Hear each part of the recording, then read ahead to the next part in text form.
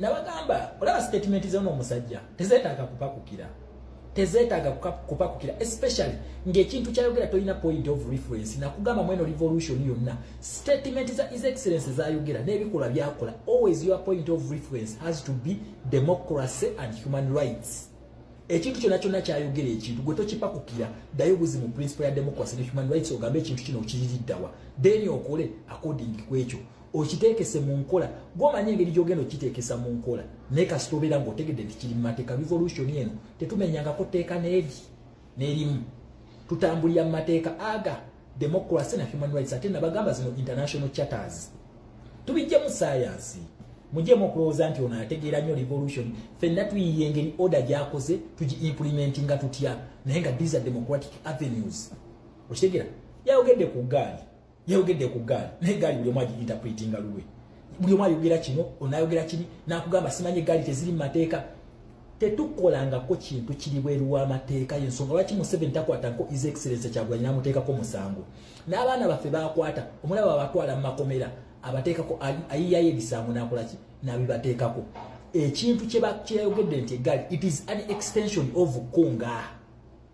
wokikyusa mu luzungu kimbadde nga bakitegeeza mobilize siwe kiri why are we mobilizing? We are mobilizing for a democratic right. We are mobilizing for a protesting vote. Protesting vote kimenya mateeka okitegere ekintu kino revolution eno nabaga tugijjemu obwongo obungi revolution eno eri straight naye ffe tugiteeka mu science bwe munagi-interpretinga luwe revolution eno already yatulaga the avenues kwe tulina okutambulira gwe kakasa nti ekintu ky'osomesa kyonna nga tonakuba munno otambulira ku principle mukubire ku principle ya human right ne democracy kasitazivaako naye wabanga kwali siwe kiri muleke gwe yiyange gy'ogenda kuteeka kintu kino mu nkola okitegera ekintu ky'eggaali kibayita stage gye bayita popular mobilization mwabaludde nga munfollowinga nabagamba eyo maaso tulinayo stage gye bayita popular mobilization yeno stage this is the second to the last stage temugenda kuddamu kumulya nga yogedde stage endala temugenda kuddamu giwulira kyekiddako protesting yeddako byonna bye tugendamu akalulu okampaininga okulonda byonna bigwa mu kimu eno stage wabula senga omulaba nti blocking democratic avenues then to activating human rights kino ekintu kyetukola kino mobilizing oba popular mobilization ye last stage under democratic avenues wabula senga omulaba kubanga eno ebekulidinga kalulu senga kalulu kano omulaba nga akalinyirira olina ku activating ekintu kyebayita human rights oba protest gye twogerako protest vote protest njagala ogikwata ogisplitting tulinamu ebintu bibiri tulinamu protesting ne voting naye nga tusooka mu voting then after voting tugenda ku kintu kyebayita protesting okitegera voting yegenda okubeera last stage of democracy oba democratic right voting naye kasitolaba nti voting is rigged kikyokola you activate human rights how do you do that nga oprotestinga okitegera tujja mu science mweno revolution kakati voting gye tulina nga last democratic avenue mweno revolution tugikozesa tutya we mobilize how do we mobilize let one teach one buli omu asomesa omulala okitegera ekintu ekyo kyemugamba tugenda kwekweka mu bitanda wansi tutandike ku mobilizingireeyo tugenda kwekweka mu bisiko tutandike okumobilizinga tuli mu democratic avenue okumobilizinga for our candidate it is not a crime si musango kati mwe mutandise obyeteekako omusango wekweke whatsapp group gyokola simanyi mujja kujja mbambenga bajje tubaagala kasita oba ekintu kyokola nti group gyokoze si yakutema abantu bijambiya group gyokoze si yakuba abantu mayinja then agenda kusibira ki ng'okoze group ng'ogamba tugenda kutimba bipande okitegera tugenda kutimba bipande bannanga ayagala neegattaako nina group ziri bbiri emu ya ku media yeyo sponsor group then tulina neyo ku ground active group sponsor group eno njagalamu nnyo aba diaspora nefaanagana ne media warrior brigade eno sponsor group nga tusponsoringa activities ezigenda ku ground under protest vote these are democratic avenues fe banansi fe tulina okukola kino okitegera ekintu kino gwenze tolina kunkwestioninga ngeri ki gye nkozeemu group yange oba principles zentadde okukola group yange tombuuza gwe kole yiyo lwaki in a revolution we don't mark others kiki tukola gwe wemarkinga we kakyotakoze n'omulala tajja kukikola okitegera example kanjogere ku kawutu group kawutu yo lwaki in a revolution we don't mark others kiki tukola gwe wemarkinga we kakyotakoze n'omulala tajja kukikola okitegera example kanjogere ku Kawutu group. Kawutu akugambye okumwegattako mutwalo. Gwe yagala mwegatte ko batagala kireke. Ye amanyi lwaki agukusabye. Oba kamati agenda tekamu aba NRM. Kabaje bamuwa omutwalo then bamubege. Oba natuuka muli nga ayagala sente za posters. Bamwadde omutwalo ogwa posters ogenda okutuyambako kutambuza enkyukakyuka. Olaba nti sente zino tuzijje mu government ya Museveni at'okumusuula. Okitegeera? Bagenda muwa omutwalo yagugulemu posters azitwala azitimbe. Okitegeera? Then batuuke muli abagambi twagalayo sente endala. Tugenda kukola ki? Tugenda kugula posters genda mu kitundu bwe kiti. Oba twagala za amafuta kwongerayo njiri ya nkyukakyuka. Kye mugamba abanywa amazzi. Okitegeera? Bannange ayagala okuneegattako group eyange bagita Revolution Freedom Brigade RFD Revolution Freedom Brigade WhatsApp group. Okitegeera? Yes, njirina. Era omulimu gwaffe nja gukubuulira ngozeeyo. Senga otuukayo ngo asigwe mulimu gwe tugenda okukola. Then gwe manya nti nze nkutomeza hold me accountable. Nze nganze commander w'eyo group. Nze commander wa RFB sorry. Bagita RFB Revolution of Freedom Brigade. Yes. Then number 2. Netaga abantu 20 ku ground. 20 ku ground. Egenda kubeera mba members abiri ku ground but it is open mu diaspora. Oba oli wa NRM, oba oli wa Kijangu, atyefi ng'otwegattako.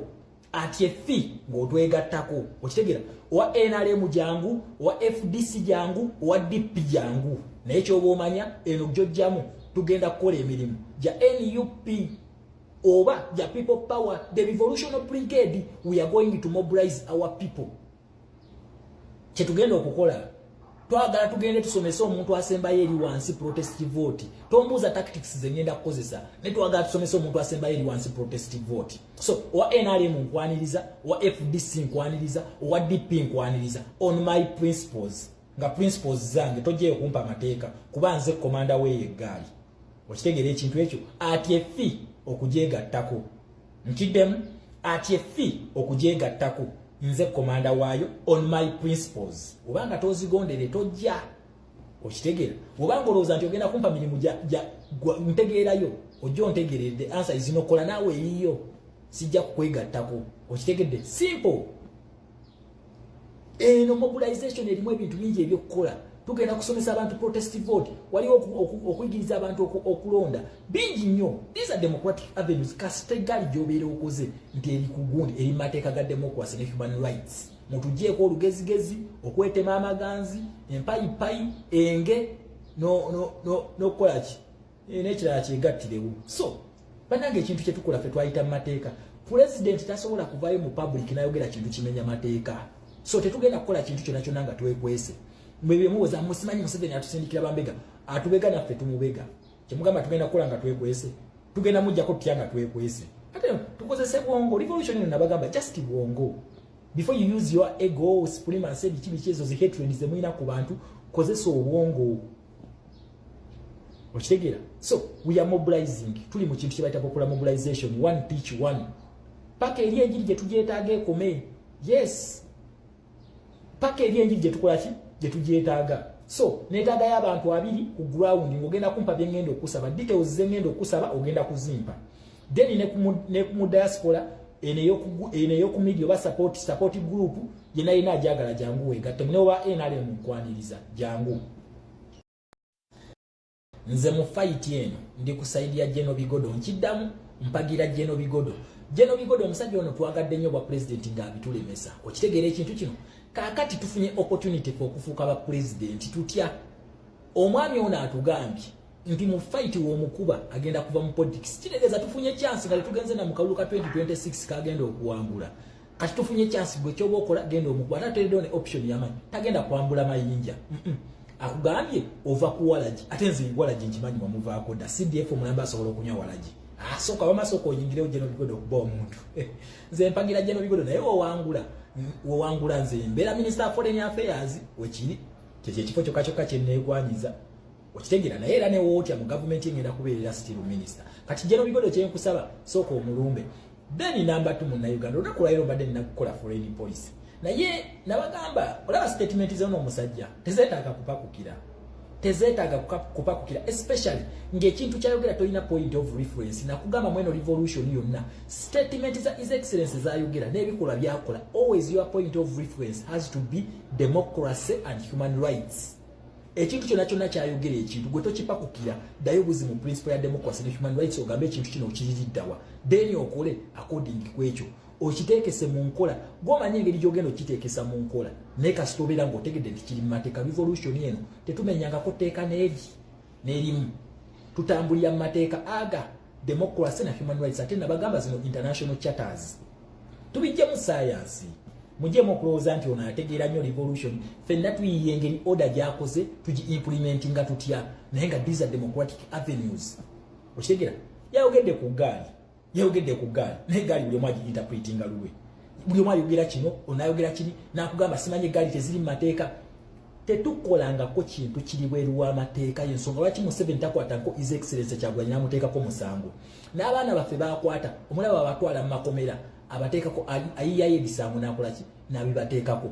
Ekintu kye yayogedde nti eggaali it is an extension of Konga.